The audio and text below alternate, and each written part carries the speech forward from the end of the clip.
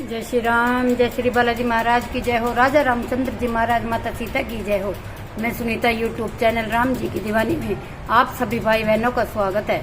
आशा करती हूँ आप अपने निवास स्थान पर कुशल मंगल से होंगे। हम भी यहाँ पर कुशल मंगल से हैं। तो भाई बहनों, आज हम आपके लिए एक वीडियो लेकर आए हैं। उस वीडियो में हम आपको बताने जा रहे हैं कि सत्यनारायण की व्रत कब करना चाहिए, कथा कब आपको करवानी चाहिए और क्यों करानी चाहिए। सत्यनारायण व्रत की कथा जो पूर्णिमा के दिन करवाई जाती है, ये आपको बताने जा रही हूँ कि क्यों करवानी चाहिए और कब करवानी चाहिए। जानते हैं कि पूर्णिमा का व्रत हर कोई भाई बहन करता है।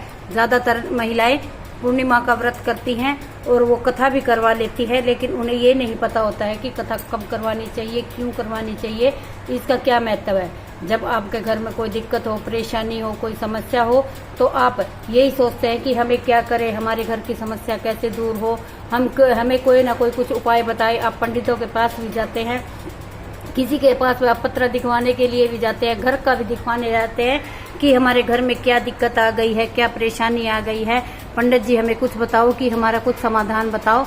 तो ऐसा करके आप कुछ ना कुछ उपाय पूछते रहते हैं कि हमें कब क्या करना चाहिए, क्या करें। हमारे घर का जो हमारे घर में लड़ाई झगड़े हो रहे हैं, हमारे घर में इतनी परेशानी हो गई है, शादियां नहीं हो रही हैं, घर में परेशानी ही परेशानी आ रही है, दुख तकलीफ हो रहे हैं, तो उसका क्या समाधान है, कैसे हम उनका उपाय करें, कैसे हम उनका इंतजाम करें कि हमारे घर की सारी समस्याएं दूर हो जाए और कैसे हमारे घर में खुशहाली आए। तो इसके लिए मैं आज एक छोटी सी वीडियो लेकर आई हूँ, जो किसी भाई बहन या माता बहनों को नहीं पता है कि कब हमें कथा करवानी चाहिए, कब नहीं करवानी चाहिए। घर में आपके खुशहाली आ जाए, ऐसी कामना हम करते हैं। दुकान पर काम नहीं चल रहा है, दुकान भी बंदी हुई है, या दुकान में आपने शॉप कर रखी है, रोजगार आपने कर रखा है, बिल्कुल बेरोजगार है। दुकान अगर आपकी कॉस्मेटिक की लगा लो, या किसी कपड़े की लगा लो, या किसी भी चीज की दुकान लगा लो, या फिर केमिस्ट की दुकान लगा लो, या कोई भी आपने घर में किया हुआ है, कोई भी रोजगार आपने किया हुआ है, जो आपका रोजगार नहीं चल रहा है, तो उसके लिए भी मैं आपको आज उपाय बताने जा रही हूँ कि कैसे आपको करना चाहिए, क्या आपको करना चाहिए कि जिससे आपके घर में खुशहाली आ जाए, आपके बच्चों की शादियां हो जाए। घर में काम बनते बनते मौके पर बिगड़ जाते हैं। आप देखते हैं कि ये काम बिल्कुल बनने वाला था कि लास्ट मौके पर ये काम हमारे बिगड़ जाते हैं। ऐसी क्या समस्या हमारे घर में आ रही है कि उसका निवारण हम कैसे करें।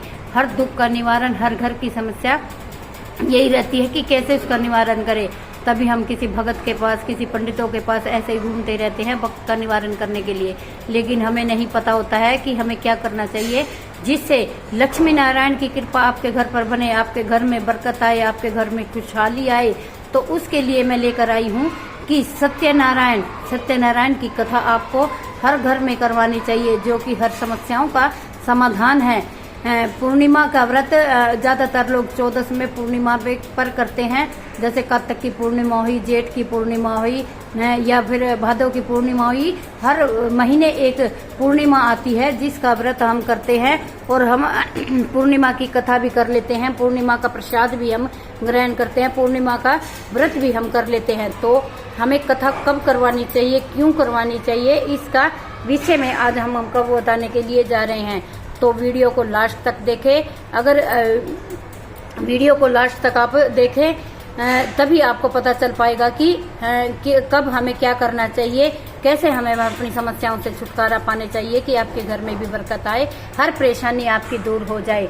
तो सबसे पहले बताने जा रही हूँ, जो भाई बहन मेरे चैनल राम जी की दीवानी से पहली बार जुड़ा है इस चैनल से, तो मेरी वीडियो को लाइक करे, शेयर करे, कमेंट करे, और मेरे चैनल राम जी की दीवानी को, जो कि मेरे राम जी खुद चला रहे हैं, मेरे चैनल को सब्सक्राइब कर ले भाई, ताकि आपके पास बेल आइकन दबाए, ताकि आपके पास हर वीडियो का नोटिफिकेशन पहुंचे और अपनी आप समस्याओं का समाधान कर सके, आप अपने घर में खुशहाली ला सके। तो सबसे पहले बताने जा रही हूँ कि आपको कब करवानी चाहिए। तो सत्यनारायण की कथा आपको हर पूर्णिमा को करानी चाहिए। हर पूर्णिमा का व्रत आता है, जो कि महीने में एक बार आती है। हर पूर्णिमा को अगर सत्यनारायण की व्रत करते हैं और कथा करवाते हैं तो इससे आपके घर में सुख शांति आती है। और सत्यनारायण का व्रत करने से व्रत पर, और बच्चों का अगर आप जन्मदिन मना रहे हैं तो बच्चों का केक नहीं कटाना चाहिए हमें। तो हमें बच्चों के जन्मदिन पर भी, बच्चों के जन्म दिवस पर भी बच्चों की, ताकि दीर्घायु हो और बच्चों को लंबी उम्र का वरदान मिले, लंबी उम्र की दीर्घायु प्राप्त हो, तो हमें अपने बच्चों के जन्मदिन पर हमें अपने घर में सत्यनारायण के व्रत की कथा खुआनी चाहिए। कोड़ियों को हमें भोजन कराना चाहिए। गरीब बच्चे हैं जहां वहां पर इनका उस दिन बच्चों के जन्मदिन पर हमें गरीब बच्चों को भी भोजन कराना चाहिए, ताकि हमारे बच्चे दीर्घायु हो और हमारे बच्चे की लंबी उम्र हो और हमारे बच्चों का खुशहाली जीवन प्राप्त हो। और उसके बाद हमें, अगर हमें हमारे कोई दुकान है, ऑफिस है, उसमें आपका काम नहीं बन रहा है, काम नहीं चल रहा है, ऑफिस में आपके उन्नति नहीं हो रही है, तो हमें अपनी दुकान में भी, दुकान के अंदर भी छोटा सा हवन और पूर्णिमा की कथा, पूर्णिमासी की कथा अपने घर में करवानी चाहिए, ताकि आपकी दुकान में बरकत बनी रहे, आपके उन्नति के रास्ते आपके खुल जाए। घर में अगर आपने कन्या का विवाह किया है तो शादी के बाद, घर में विवाह के बाद आपको अपने घर में कथा करवानी चाहिए, ताकि आपका दाम्पत्य जीवन, आप पति पति का जीवन हमेशा खुशहाली रहे, आपके दाम्पत्य के जीवन में खुशहाल आप रहे, मत पति पत्नी हमेशा खुशहाली से रहे, आपको हमेशा साथ रहने का आशीर्वाद प्राप्त हो। क्योंकि राम जी और सीता जी जो है पूर्णिमा के व्रत में लक्ष्मी नारायण की पूजा की जाती है। लक्ष्मी नारायण की तस्वीर आपके पास नहीं है तो आप राम दरबार की तस्वीर रखकर भी आप कथा करवा सकते हैं, ताकि आप मियाँ बीबी का जीवन हमेशा खुशहाल रहे और हमेशा साथ आपका बना रहे। लक्ष्मी नारायण से हम यही कामना करते हैं कि हे लक्ष्मी नारायण, जैसे आप पति पत्नी हैं, जैसे आप हमेशा साथ रहते हैं, ऐसे ही हम भी अपने पति पत्नी साथ रहे। इसीलिए शादी की वर्षगांठ पर, शादी की सालगिरह मना रहे हैं तो उस दिन भी आपको अपने घर में पूर्णिमा की कथा करवानी चाहिए। उसके बाद अगर आपका कोई काम लंबे समय से नहीं बन रहा है, कोई काम पूरा होते होते रुक जाता है, कोई कार्य पूरा होने में आपके व्याधि उत्पन्न हो रही है, हर बार मौके पर आकर आपका काम खत्म हो जाता है, काम नहीं बन पाता है, इससे आप परेशान है, तो इसके लिए भी आपको अपने घर में पूर्णिमा की कथा करानी चाहिए। हे लक्ष्मी नारायण से प्रार्थना करनी चाहिए कि हे लक्ष्मी नारायण, मेरा ये काम था और जो मेरा काम बनते बनते रुक गया है, और एक लास्ट के मौके पर 1% आपका काम रुक जाता है, तो आप मेरा ये काम बनाए तो मैं आपका पूर्णिमा की कथा आपकी करवाऊंगा। तो आपको ऐसे ही आपके काम रुक रहे हैं तो उसके लिए भी आपको कथा करवानी चाहिए। घर में अगर बच्चा, किसी के घर में बच्चा पैदा हुआ है, आपके घर में सूतक लगा हुआ है, आपके घर में किसी की मृत्यु हुई है, सूतक और पातक अगर आपके घर में लग जाता है तो उसके आपको हवन कराने के बाद, सूतक का कहते हैं ना कि हमारे घर में सूतक लगा हुआ है और उसका हवन करवाने के बाद ही पूजा पाठ की जाती है। तो 21 दिन या 1.25 महीने के बाद आपको जब भी आप घर में अपनी पूजा पाठ करें तो तब भी आपको पूर्णिमासी की कथा और हवन करा कर ही उसके बाद आपको सूतक पातक घर में से निकाल कर उसके बाद ही आपको पूजा पाठ करनी चाहिए। तो उसके बाद ही आपको अपने घर में पूर्णिमा की कथा करवाए और छोटा सा हवन कराए, तो जिसे कहते हैं ना सूतक निकल गया या पातक निकल गया, उसके बाद ही आप कोई भी पूजा का कार्य कर सकते हैं। इसके बाद आपका घर शुद्ध होता है और आपके घर में उन्नति, आपके घर में सुख शांति आती है। तो ये छोटी छोटी बातें हैं जो आपको नहीं पता है।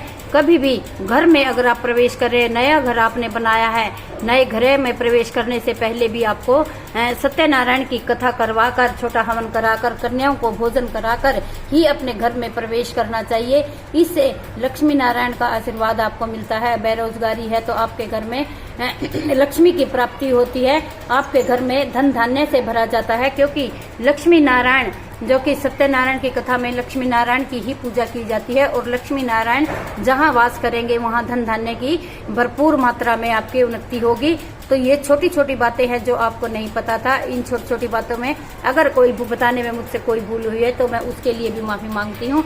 तो इन छोटी छोटी बातों का करें, अपने घर में लक्ष्मी नारायण का वास और घर में पाए धन धान्य से परिपूर्ण, अपने घर में सुख शांति पाए, अपने बच्चों में की आयु में बढ़ोतरी पाए, अपने बच्चों का खुशहाली जीवन पाए और अपने घर में सुख शांति पाए। तो लक्ष्मी नारायण की, सत्यनारायण की व्रत कथा भी आप करवाएं और अपने घर में सुख शांति पाए। ये छोटी सी वीडियो है, अगर इसमें कोई गलती हुई तो हाथ जोड़कर माफी मांगती हूँ। कुछ बातें अगर भूल गई हूँ तो मेरा चैनल राम जी की दीवानी, जो भाई बहन मेरी पहली बार मेरे चैनल से जुड़े हैं तो मेरे चैनल को आप सब्सक्राइब कर ले और मेरी वीडियो को ज़्यादा से ज़्यादा शेयर करें। जिस भाई बहन को नहीं पता है इस बारे में तो उन्हें भी पता चल जाए और वो भी अपने घर में खुशहाली लाए, सत्यनारायण की कथा करवाए और सत्यनारायण के भगवान विष्णु और लक्ष्मी नारायण जी का आशीर्वाद पाए। तो तब तक के लिए जय श्री राम, जय श्री बालाजी महाराज की जय हो, लक्ष्मी नारायण की जय हो, राजा रामचंद्र जी महाराज सीता की जय हो। तो पाए अपना लक्ष्मी नारायण का आशीर्वाद। तो तब तक के लिए जय श्री राम। तो अगली वीडियो में फिर हाजिर होंगे आपके लिए। हम हर रोज नई नई वीडियो आपके लिए लेकर आते हैं। तो मेरी वीडियो को ज़्यादा से ज़्यादा लाइक करें, शेयर करें, कमेंट में जय श्री राम जरूर लिखें और मेरा चैनल राम जी की दीवानी को सभी भाई बहनों से रिक्वेस्ट है कि ज़्यादा से ज़्यादा सब्सक्राइब करें ताकि हर एक वीडियो आप तक पहुंच सके और अपने घर में आप हर समस्या का समाधान पा सके। तो जय श्री राम, जय श्री बालाजी महाराज की जय हो, राजा रामचंद्र जी महाराज की जय हो, मेरी माँ बेरी वाली गुड़गामे वाली की जय हो, लक्ष्मी नारायण की जय। जय सिया राम।